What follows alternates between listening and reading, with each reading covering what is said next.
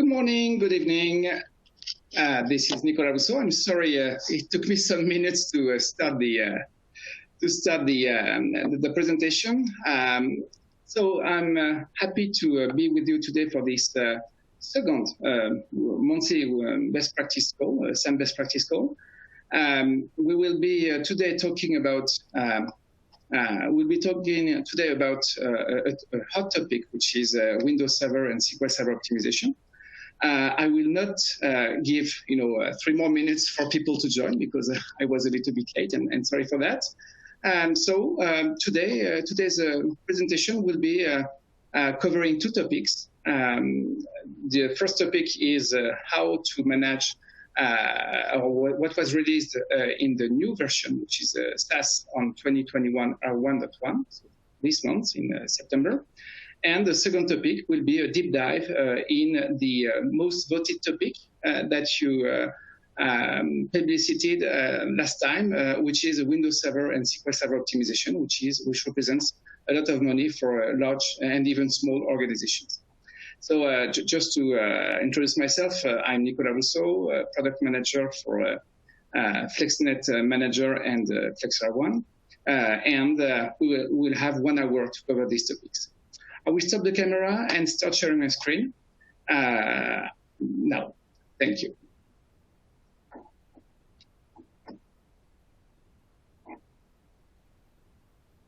Okay, so let's start the screen sharing, and I will be using a presentation, and I will be mixing during this hour both slides that you see here and demos that will be performed from my local demo system. So let's start with the agenda. That will be quite fast. I will start with quite simple. I will start with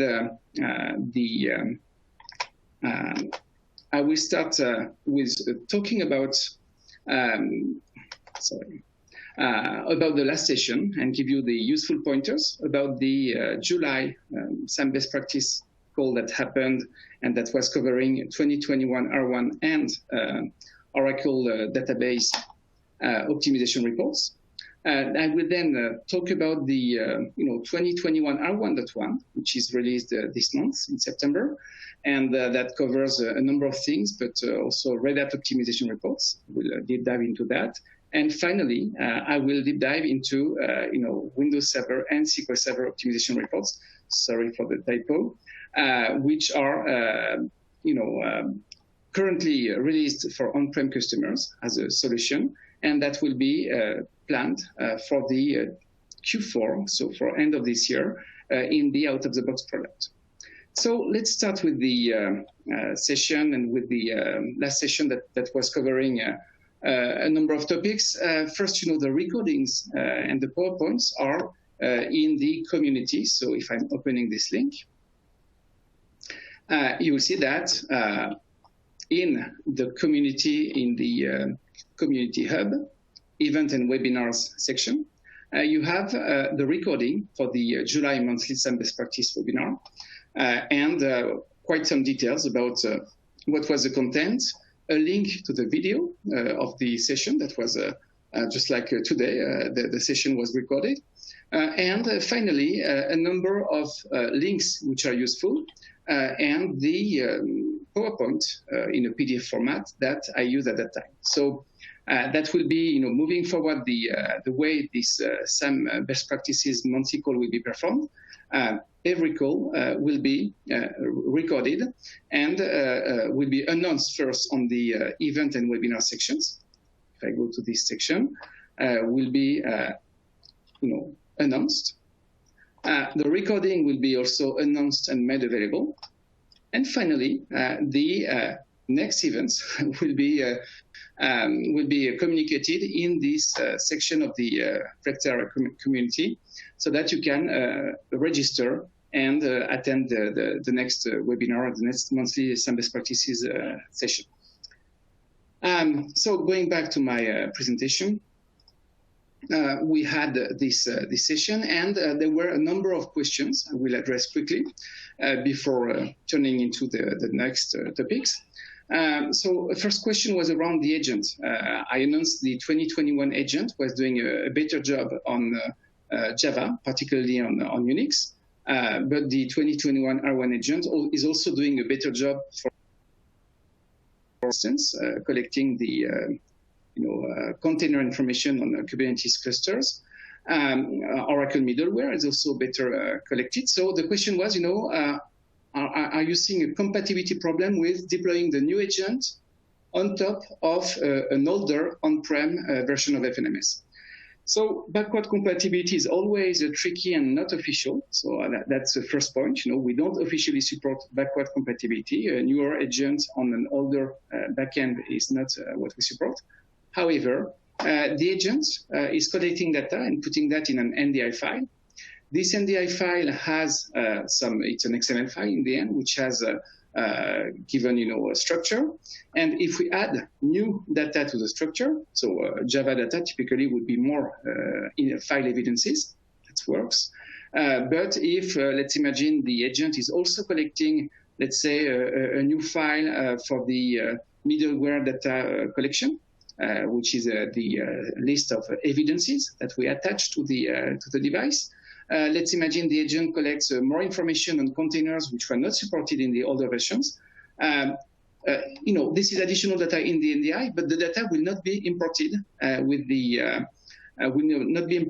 importer. So this additional data doesn't break the import because the import is not trying to catch the data.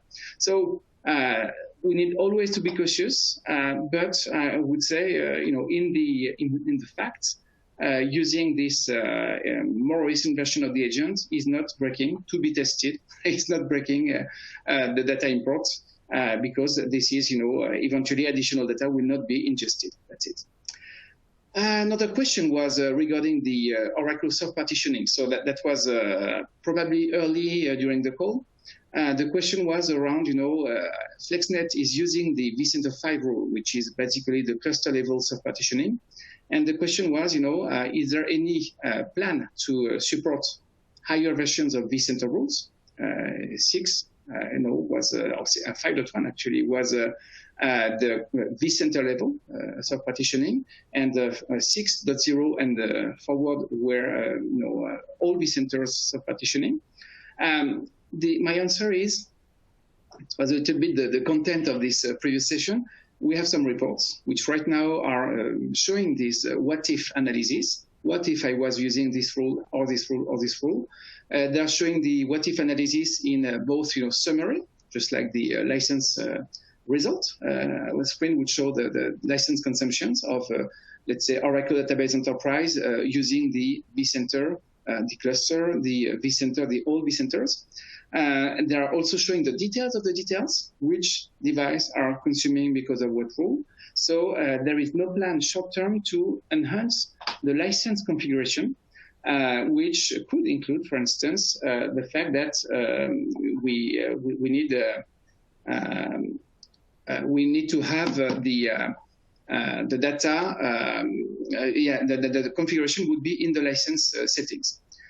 This is a bigger effort than the report. The report is containing the logic, but short term, I'm not seeing the licenses on Oracle database allowing for the Oracle processor license type, allowing to pick up, what is the level of partitioning that you decide to use. Okay, so moving forward in the topics and in the questions. There was a question of an on-prem customer, obviously in 2020 R1. And the question was, are these reports available for older versions of FNMS? We have not yet released, which is normal because 2021 R1 was released 1 month ago. The answer is that, there was a sort of a preview solution published in the community. I will again open the link to the community. And that was published by me as a consultant when I was a consultant. And this solution contains all the details. There are actually more reports than what we have released out of the box.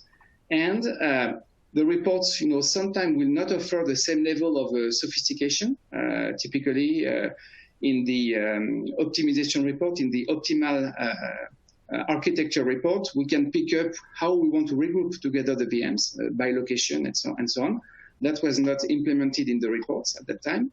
However, you can get each of the reports minus these little optimizations and enhancements in your on-prem instance just by downloading this file and catching in the file,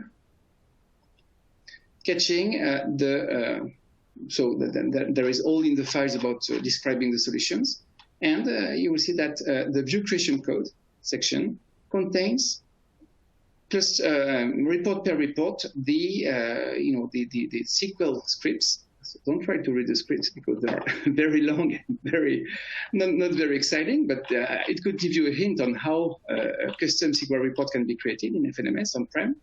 And these reports are available from now on. They have been actually available for some years. The new code is optimized, is faster, allows some little enhancements or some usability enhancements, but the core content of the reports is available in the community. So I will move back to the list of questions. And finally, are they released in 2021? So important thing, the first two reports came out of the box in 2021 R1 on-prem and SaaS. However, the other 5 reports will be released in 2021 R1.1 this month in September. So don't expect to have the out-of-the-box reports. If you install an on-prem 2021 R1, you may want to download from the community these reports, these solutions that were published by me a while ago. And finally, slideshow. Yeah, I think that's one thing. I'm sharing my screen because I'm switching between presentation and demos. So typically, I make the PowerPoint in a PDF format available a little bit later, let's say in 1 week or 2 after the event, and you will be able to access each of the slideshows I've used. And I will even fix the typos sometimes that you can see in the document. Okay, so let's move on, and we are 15 minutes in this call, 45 more minutes to go, and one topic, the next topic is about the 2021 R1.1, which was released this month, which will be released, and this new version covers a number of minor announcements. Like usual, I'm giving this Flexera feature by release portal link, which will contain, as soon as the versions are released, this portal will contain the description of the new features. One of the features I wanted to show to you today is about RedHat, RedHat Enterprise Linux, which is not a simple topic. And that has been addressed through one more, I would say, optimization report. And it could be later that the RedHat license type is introduced and includes the optimization that the report calculates. But right now, what we can do in FNMS is manage RedHat and the RedHat renewals. RedHat being now an IBM software, and it's a freeware. The Red Hat Linux operating system is free. However, you can get support and upgrade through the Red Hat Enterprise Linux subscription. So just to be precise on this one, and I will not spend a long time, but so the business need on Red Hat is quite specific. There are 2 editions, Server Edition, Red Hat Enterprise Linux Server, and the Virtual Data Centers Edition. The naming may vary a little bit. And a little bit like for Windows Server, which is the next topic, you have 2 editions. One is more adapted to the physical computers, standard edition for Windows Server, or this Server edition for Red Hat Linux. And the other is more aimed to cover ESX servers, so hosts, but hosts when there are a lot of VMs on them. So basically, if you have two Red Hat Enterprise Linux VM on a host, it will be cheaper to use the server edition, even for a host, which is based on the number of VMs. You need to pay the pairs of VMs. It would be cheaper to use server edition than virtual data centers. And another challenge and the complexity that was introduced is that clusters must be consistently licensed, which means that within a cluster, let's imagine at a given time, you have, let's say, 5 hosts. Let's imagine now you have 20 VMs on these 5 hosts, which is 4 VMs per host on average. The rule by IBM, and that was a Red Hat rule before, the rule is to say that you will license each host given its current situation, the number of VM. So you could have 2 VMs on a host and 6 on another, and 0 on one and 10 on another, which is not likely to happen, but who knows. You will get this possibility to license based on the current situation, but you need within the cluster to be consistent, which means that you can decide to license a half of your servers with the server edition, and a half of the servers with the data center edition. Okay, so these are constraints, and finally you have a mix of ways of counting things for the server edition. You round in the if you license a host, you will license the pairs of processors. But if you license a computer, you will license the number of pairs of processors, one license covering 2 processors. If you license a physical host, which has VMs, Red Hat Linux VMs, you will need to license basically one license per pairs of VMs. So if you have 4 VMs, you will need to license with 2 licenses this host. Little thing being that there is no rounding. So if you have 5 licenses, 5 VMs, on a host, you will need 2.5 Windows 2.5 Red Hat Server Edition licenses. So that said, you maybe understand better why that's a challenge to address with the license type, and that's maybe something that will come. But short term, we have a report that will make all these assessments, and that will from now on, from September, will be able to help you in calculating your Red Hat Enterprise Linux subscription renewals, and taking the best and the optimal approach. The report, let's talk about the implementation, is in the optimization column, which now has many reports that have started to augment a little bit in 2021. This Red Hat Enterprise Linux report that we will see in the next preview does quite some job. It makes an assessment at cluster level of the total cost to license the cluster, the full cluster, with either the server or the virtual data centers edition.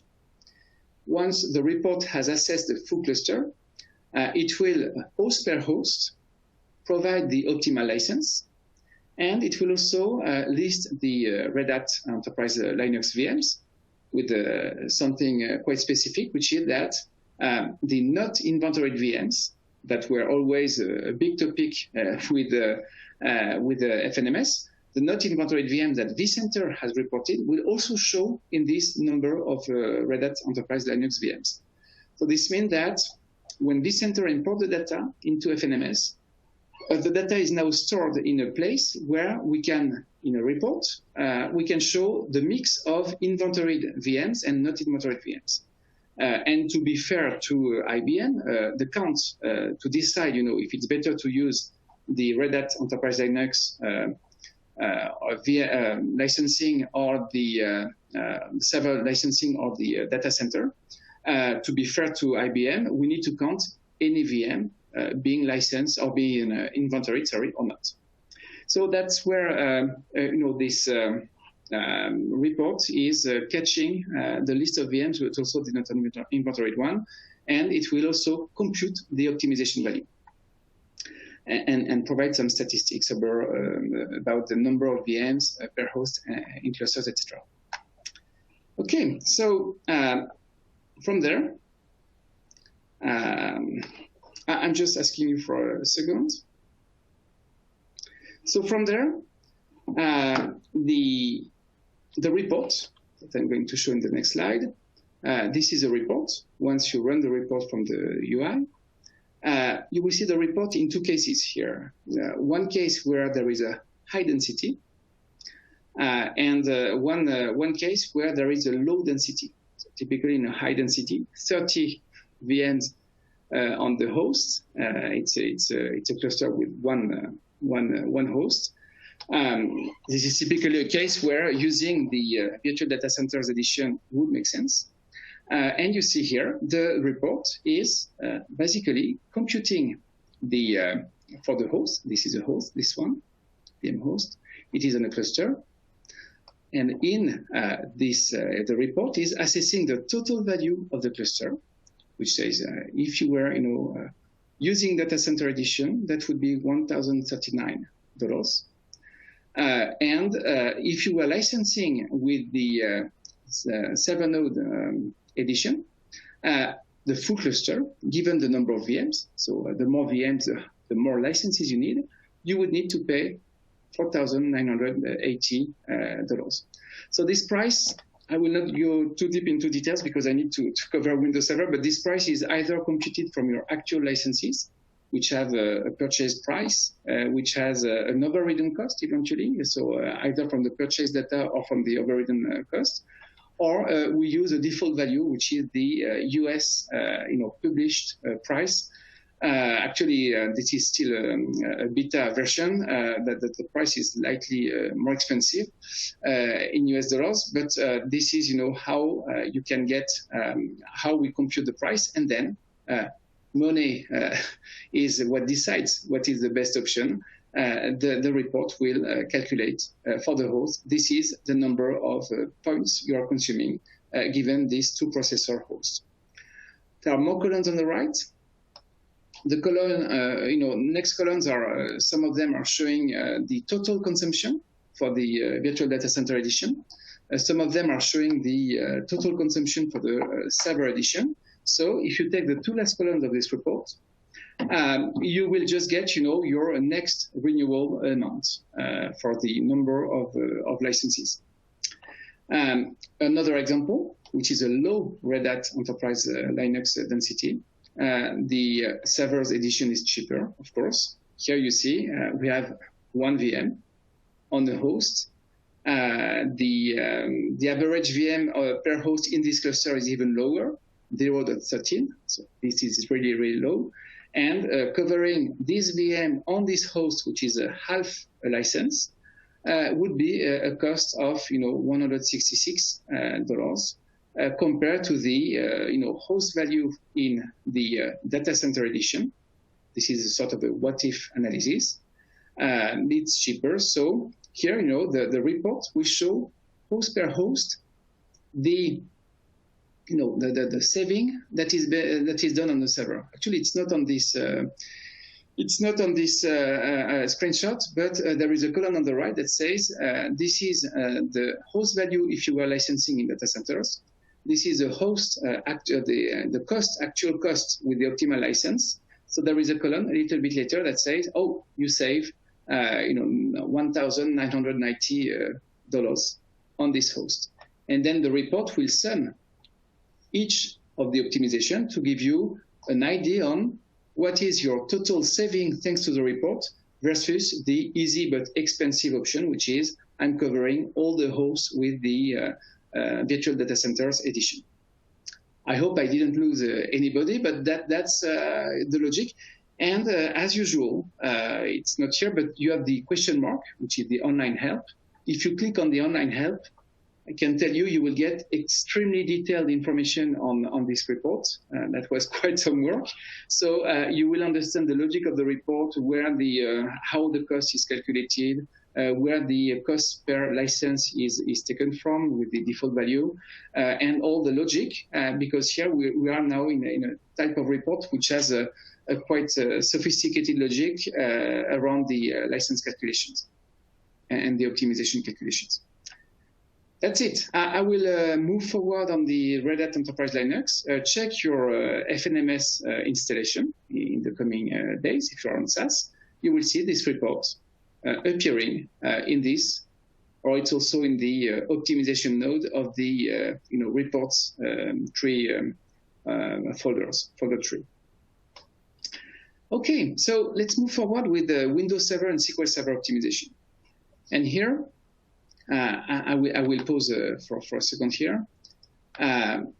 So just checking something. Okay.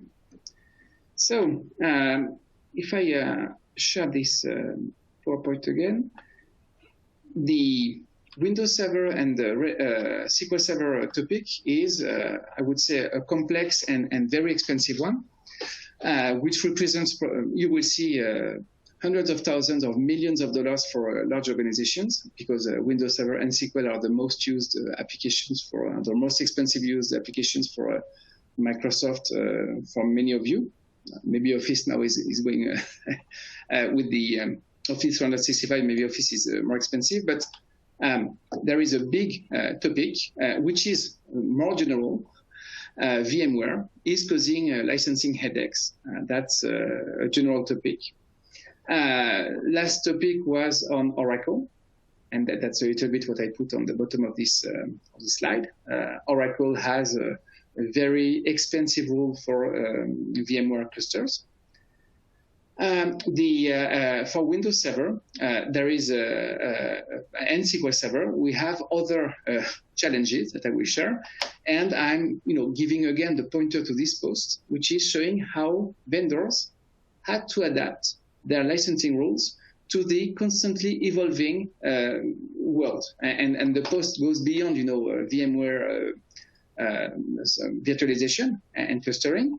This post will give you, the explanation on how vendors started to define rules, and then both, servers, processors, for instance, or multi-threading, or even virtualization have made the technology in the end has made the licensing rules irrelevant. If you need to pay more, if you have a more powerful server, how do you measure the way a server is powerful? So each vendor has adapted their needs, and in the end, this report, this post, is addressing how Oracle has done that, how Microsoft, IBM.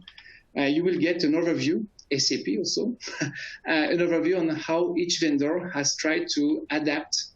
But in the end, this is extremely expensive to the customers because, and that's what I will show for the Windows Server side, this can be extremely expensive because the rules are complex.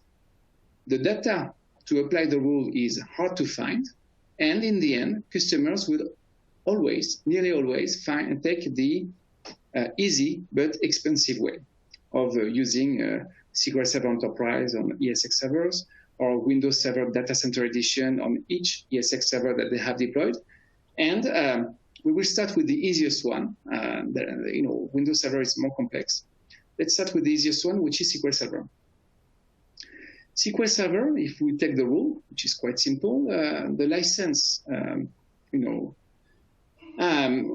are two editions, Standard Edition or Enterprise Edition. You have a choice when you license a virtual machine, which has some virtual machines, a host, an ESX server, which has VMs in a Standard Edition. You have a choice to cover these VMs with a SQL Server Standard Edition. You need one license per VM. Or you can stack the licenses and cover the full host for the number of cores which are actually deployed. That's what we call a sub-capacity rule. So if you have, let's say, 2 VMs with 2 cores each on a host which has 16 cores, you could, the VMs being installed in Standard Edition or Enterprise Edition, SQL Server, you can license the full host with, let's say, SQL Server Enterprise Edition with, so each VM had 2 cores, but there is a minimum of 4, so you will need 8 licenses, 8 core licenses of SQL Server Enterprise. So the calculation rule is a little bit complex, but quite manageable. But where the complexity is that you have the choice. You have the choice covering all of your VMs with SQL Server Enterprise. The host is licensed. It covers, unlimited number of VMs.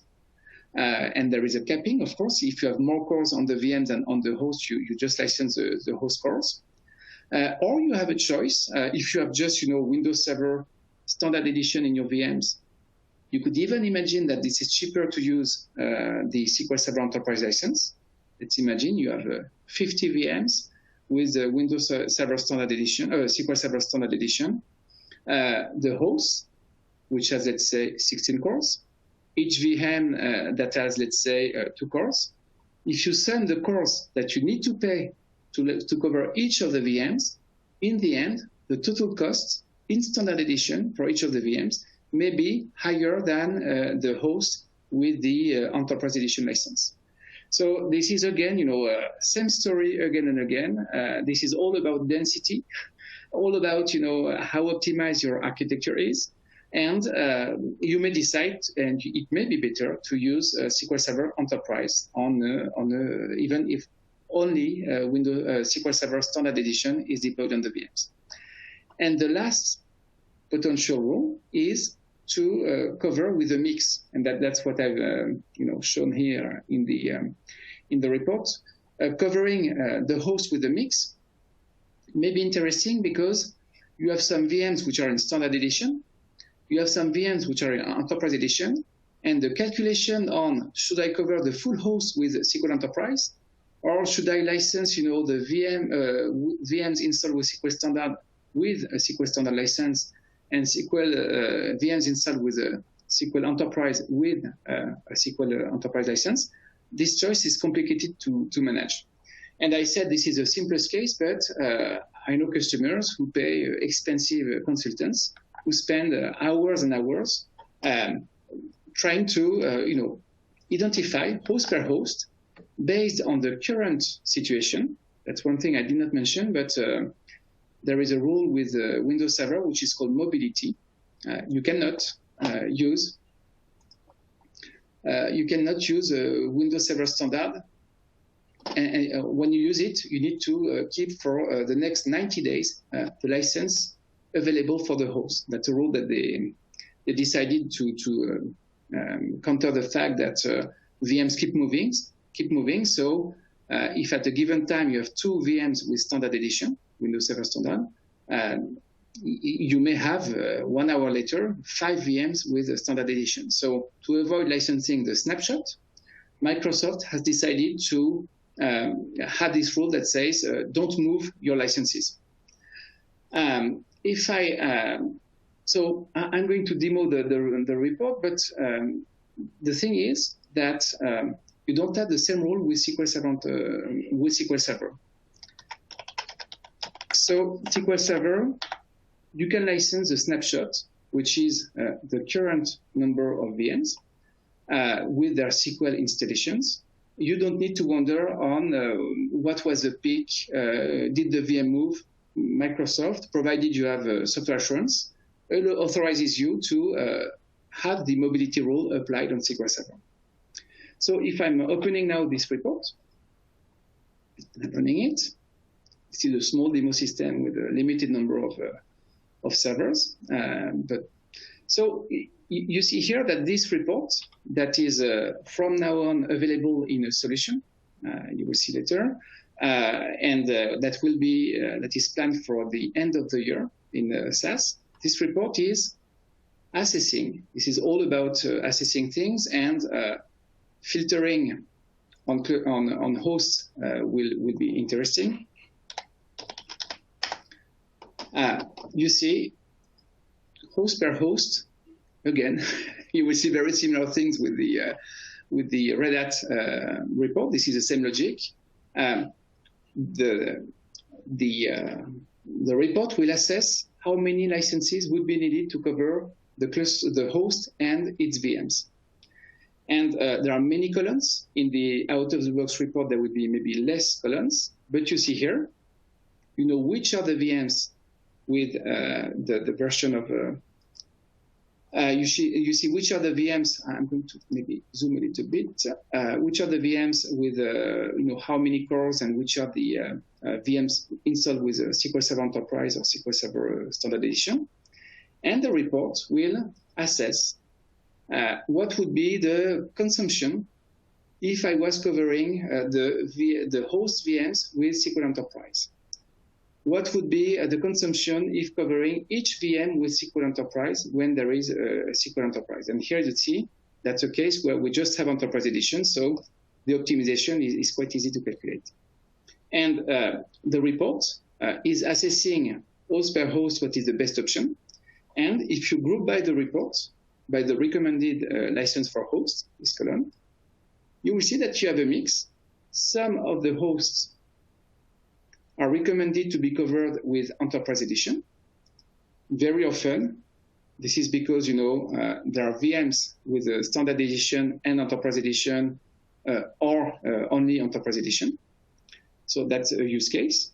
And when the report says you should cover the computer with a mix, if I group by computer, the host with a mix, you will see that one row is showing for the SQL Server Enterprise Edition license, the consumption, and the VMs, which should be covered, and the other row, again on the same, sorry, I didn't open the right one.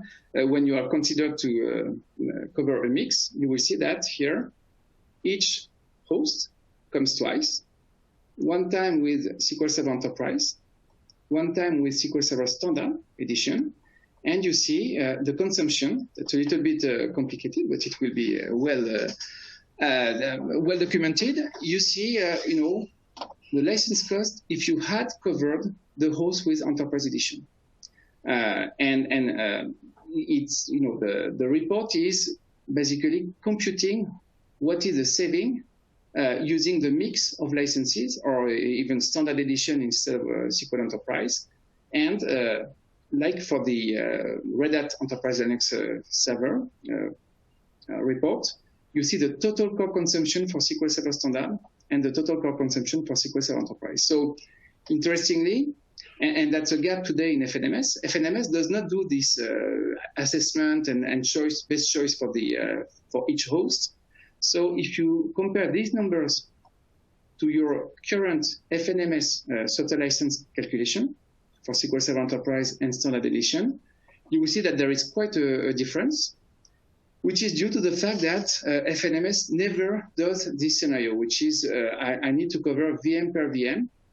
That's something we could fix in the calculation logic, and maybe even before we do this full optimization, because for sure, when you have a mix of VMs on the host, FNMS will always cover the full host and VMs with the Enterprise Edition license. So that's the report I wanted to show. I will not spend too much time. You will see there is a more complicated topic.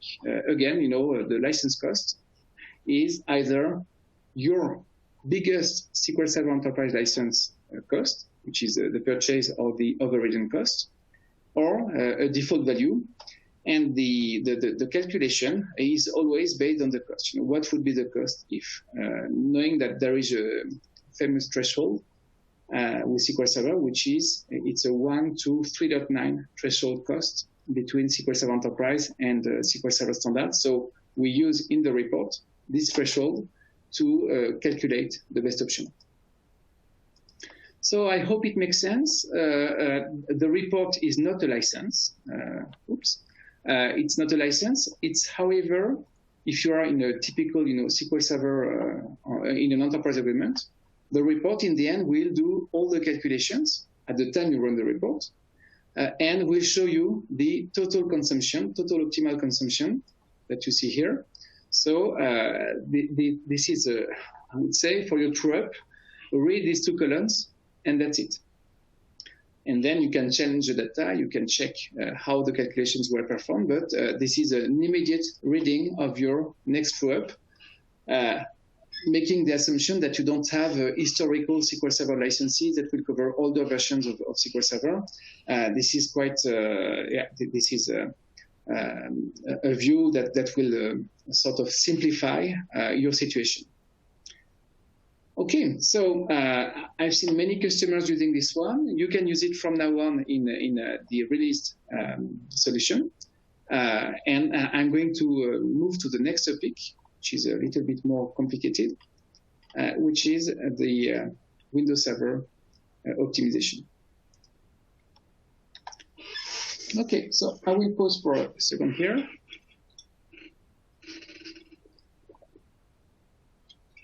So Windows Server, there are a number of topics which are mixed. First, just to start high level, Windows Microsoft Server operating system licensing is challenging. There are multiple licenses editions and licenses and editions. First thing, you have Windows Server Standard Edition, Windows Server Data Center, and you have also bundles, Core Infrastructure Server Data Center and Core Infrastructure Server Standard, which are, and plus System Center as standalone products. So all this makes the picture very complicated. Basically, CIS, Core Infrastructure Server, is Windows Server plus SCCM, or plus any of the SCCM agents, which are included in the core CAL for the desktops, but that require a specific license for the servers. So that's the first challenge. You have a mix of editions and products. Second challenge, which is no longer a case, it's maybe a little bit older slide, you had the processor metric up to 2016, Windows Server 2016. And there was a change to the core metric. And to have worked on the topic, I can tell you there were hundreds of thousands of dollars of additional cost impact of moving from a metric to another one. Because there were assumptions on the number of cores per server, which are not always right. And in the end, the number of licenses counted in cores in total value is more expensive. And third challenge and complexity is that Windows Server Data Center Edition, which is 7 times more expensive than Standard Edition, has unlimited VM covered. This is really like the RedHat Enterprise Linux Data Center Edition, while Windows Server Standard Edition is cheaper, 7 times cheaper, but has 2 rules. Either the 2 rules which are complicated are more VMs will require more licenses, like for RedHat Enterprise Linux, and a license covering a VM on the host cannot be reallocated for another 90 days, which is typically, the lack of mobility rule that we have on SQL Server with SA. So this is a nightmare, and to make the picture simple, and then I will move back to the previous slide. Windows Server has a super complicated licensing, which has good reasons. Indeed, a virtual machine can move across hosts. So if a host has 2 VMs at a given time, we can't conclude that it should be licensed with Standard Edition with 1 license, plus the number, of course. The calculation is quite complicated. But what's happening in the end is that a super complicated license rule leads to very high money burning because the customers of Microsoft have to choose a strategy. First option is to license the current snapshot, which is right now this is a number of VMs. I'm choosing Standard Edition. This is average cost, average effort. Sorry. That's actually what the FlexNet license does today. It's catching the current number of VMs. This is, of course, low cost. You are massively underestimating your license costs. And the risk is an audit or a painful discussion with Microsoft that will challenge you on the fact that you are not applying the mobility rule or the lack of mobility rule. I've seen customers using it. I've seen customers arguing that anyway, there is no way to catch the movements of the VMs real time and so on. But I can tell you this is not the best choice. Another choice that I would say has been adopted by a vast majority of customers is to do a worst case scenario. Another choice would be to cover everything in data center, which is actually the last use case. This is super expensive. I've seen customers doing that, saying that you never know what will happen in the future, so let's license everything. Low effort, very high cost, and that's really a bad option. But even the worst case, that's really the goal of my call of this presentation today. The goal is to show you that the worst case that I've seen most of customers taking, which is taking quite some time, you take for each cluster the number of VMs and you assess host per host, how many VMs could move potentially all together on the host, which is the total number of VMs in the host. The threshold for Windows Server is more than 15 VMs is cheaper with the data center edition. There are not so many clusters where you have less than 14 VMs. So applying the worst case is indeed a quite safe approach. It's fair to Microsoft, but I would say it's too fair to Microsoft, and it can lead to very, very high cost. And that's what I'm going to show now. And even more, these activities have to be executed on a regular basis, so this is quite an effort. If I move forward a little bit, what we have today, which is published, again, community, you have a knowledge-based article, which contains all the details, the context, the preview of the reports, and the document, which is containing all this. This published solution for an on-prem customer will be implemented in end of this year. And the solution addresses this type of, so first, it computes host per host within the cluster, the optimal license, exactly like RedHat, exactly like SQL Server and Microsoft. But you will see that that's more complicated than Microsoft. And then it uses one of the metrics to decide if it's better to license a host with standard edition or with data center. It will show the worst case. And to be totally honest, you see new here. The report will be updated end of this week or early next week. But the new report will contain something that people ask me a lot on the community, which is, I want to see the worst case. Maybe you say it's not a good idea, Nicholas, but I want to see it. So that's the first metric that will be used to assess what is the optimal license. Second metric, which is quite good actually, this is the highest number of VMs in host in cluster. So statistically, I will show you, taking at any given time the fact that each of the hosts could have as many VMs as the most loaded host at a given time is a fair way, a little bit too fair, I would say, a way to tell to Microsoft, I agree that the number of VM can go up and down, but if I take for each of my hosts what I'm seeing as a worst case right now, and not a worst case if all VMs were moving to one host, which is technically just impossible. This is why cluster exists, it's to spread the load. So the highest number is another angle of analysis. And the new one, which is, I would say, the graal in this story, is the peak number of VMs over 90 days.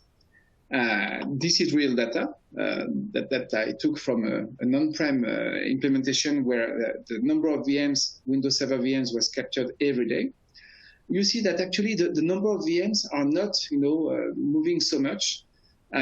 So this is, on one cluster for three ESX servers. The number of VMs is quite stable over the time, but indeed, if I'm catching here, to make my license consumption, I will forget the fact that, I had this peak on this host, and this peak on this host, and so on and so on. So the new report to be released early next week, the code is ready, but finalized in the doc. The new report is catching from the movements that you can catch in the history data of the VM. And the report is going back, 90 days, 91 days to be totally transparent, is reconstructing each host history day per day, and is catching the peak number of VMs, knowing that that's true. If you have a daily refresh of your vCenter, which is what we recommend, or even more often if you have, let's say, IBM PVU frequent scanning enabled, the report will know day per day. It will not know minute per minute or second by second. And the report will use this to catch and compute what is the best option. And the data that is captured by the report, because this is more complex than Windows Server, SQL Server, the number of VMs, it will catch the editions of the VMs, because that could be a topic. That's the next slide. It will catch the highest version per cluster, which means that if you want to license some clusters with the licenses not covered by SA that you purchased 5 years ago, you can, with this solution, that will be then a little bit manual, but you can identify cluster per cluster what is the highest edition and version that you have on the for the VMs, the list of VMs, and last topic, which is a little bit complex, the presence or not of SCCM in the cluster. Has any of the VM SCCM installed? And then, once you have done all these calculations, the report shows you the optimal license, and you can pick up, the metric. Do you want to take the worst case, highest number of VMs, or a peak number of VMs? And I will do the demo now, but you will see that the release report will be a little bit simpler than the current report. So if I'm opening in my demo system, I'm looking for again this report. Oops, Microsoft. Okay, and this report, which is a Windows Server optimization, I will take the second version, is still draft. The one, this is the published one. And you see that, again, filtering on the host is interesting. The report will show the host, the physical computers, and the orphan VMs, knowing that orphan VMs will not consume, because this is, you need to recalculate the consumption for the orphan VMs. If you take the hosts, you will see that same story, very similar code in the end. The report will assess, what is, so there are more columns. What you see here, these are the virtual machines. I don't think I have some non-inventory, but again, like for RedHat, the not inventoried VMs are counted from the vCenter inventory that could not be matched against FNMS inventory. This is the first thing. The number of Windows Server standard, this is a current number. And you have this, has VMs installed with System Center. This is to evaluate if you need to cover the full cluster where potentially the VMs will move and are installed with SCCM. Should you cover the full cluster with CIS for infrastructure server, or can you just use Windows Server? That's why we have this has VMs installed with CIS. Then you have plenty of metrics, average number of Windows standard VMs on cluster. You can very quickly understand what is the density of your clusters. This is the summing standard edition and data center. This is so you have a lot of data, and I will not lose you in the details. Again, there will be a nice documentation, and there is a nice documentation with the currently released solution. In the end, FNMS and the report is capturing your best optimal license depending on what choice you will make. And you will see that actually, I'm going to move back to the PowerPoint. There are choices to make, because this is a quite complicated topic. The choices to make are, is a Windows Server VM, sorry for the typo, are all the Windows Server VMs to be considered the same or different? This is a long story, but if somebody by mistake deployed Data Center Edition on a VM as an operating system, there is no difference functionally. So, and there are arguments. Should you license it, always with Data Center Edition, or should you license it with Standard Edition if there are only 2 VMs on a host? So that's what I would call, do you want to manage a safe approach? Any data center in a cluster will trigger the need for data center on the full cluster. That's one potential angle of the report. Second topic, and sorry, I have a big problem with the H on my keyboard. So many H missing from the text. If you're licensed with the Windows Server, or are you licensed with Windows Server, or do you have a mix of Core Infrastructure Server and Windows Server? That's a second choice you will do. And the last one is, do you want to use, the worst case? Do you want to use the actual peak, which is the one I recommend, or the highest number of VMs? And the release report, and even the version 2 that I'm releasing, that's why it's a little bit more complicated, it has some inputs. The release report will have a very simple drop-down list. So you pick up, type of licenses, you pick up, approach, safe, less safe, and finally you pick up, I want the worst case, I want the 90-day peak. And once you have picked up the 3 radio button on the report, you can run the report, and the report will compute according to your choices. Knowing that that's very complicated, if you just have Windows Server, the threshold is 14 VMs on a host, to be more interesting with Data Center Edition. If you have a CIS, it's 10 VMs, so the threshold is not the same. That's why we need, and the report has all these potential choices to compute and apply the calculations. If you say I have a mix of CIS and Windows Server, every time one VM will be seen with Windows Server and SCCM in a cluster, the report says, okay, you need to license the full cluster with CIS, which is maybe a pity if only 2 VMs out of 100 had SCCM installed, and you will get the data to assess that. So in the end, the report gives you the calculations and will give you the various scenarios and the various options. And just to, this is real data, 2,500 ESX servers, quite big customers, 40,000 VMs.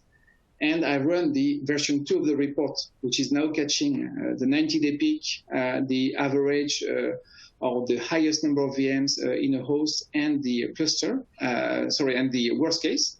And you see here, that's really, that's where you should really consider thinking about that and changing the way you count the licenses consumptions for Windows Server. The first option, which is no core infrastructure. So I took away CIS to make it simpler. This is just Windows Server. If you use the less safe approach, which is, my VMs being in data center or standard edition, I will consider them as VMs. That's it. And worst case, if you use this approach, you will get the total consumption for the global estate, which is quite big, 2,500 ESX and 40,000 VMs. The global consumption will be 34 million euro, taking a price which was an average price for a Windows Server core license. If you use the 90-day peak, which is the new angle, you see the consumption will be 15 million lower. And that's what you will, and you see the really high difference. And finally, if you use this, highest number of VMs within the host in a cluster, you see that this is in between. I would say this is a way to be fair to Microsoft.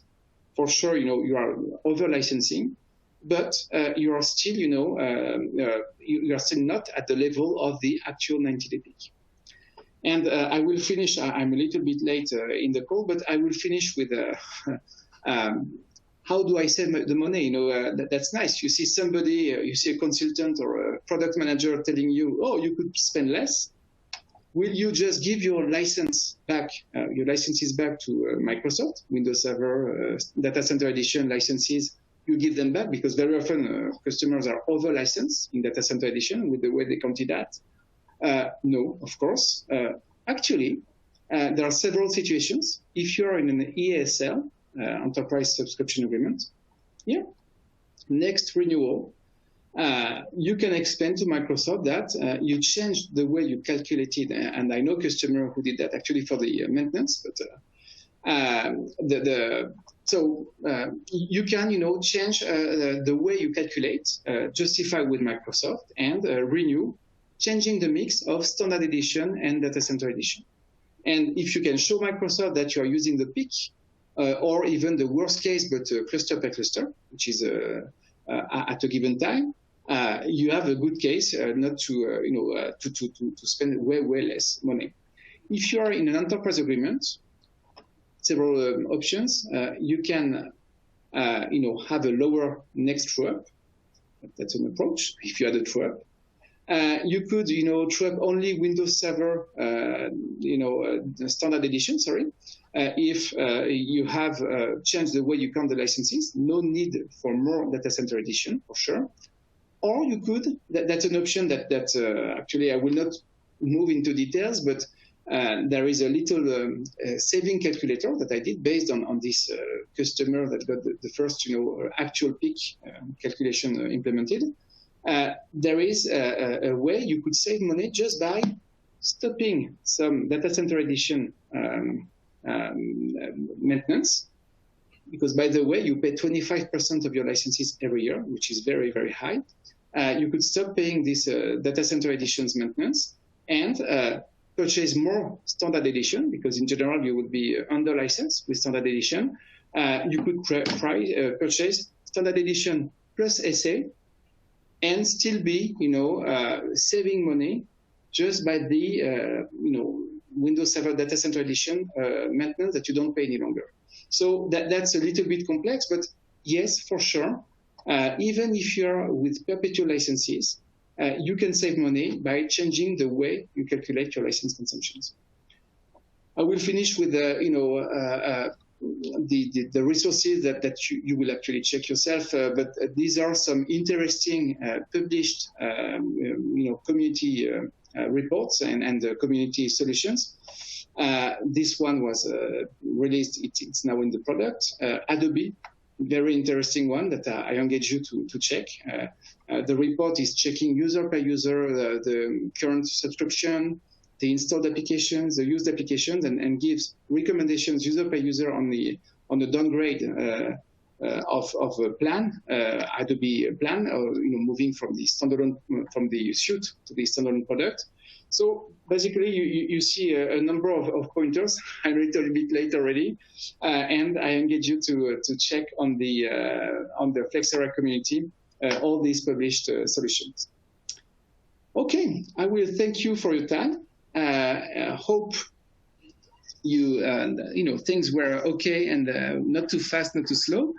I will check the questions that you asked in the chat. And I will be more than happy to answer to the questions. And next month, I will address the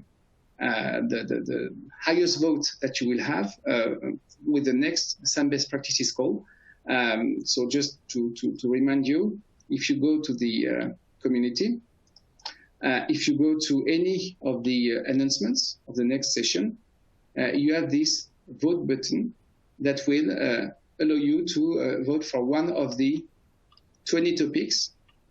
I can expand the queue, but right now there are a number of topics: managing Java, how to manage metering, and so on. So please vote, and that will help me prioritizing the next topic that I will manage. This month's topic was Windows Server and SQL Server optimization. Thanks for your time, and see you soon in the next event. Thank you very much. Bye.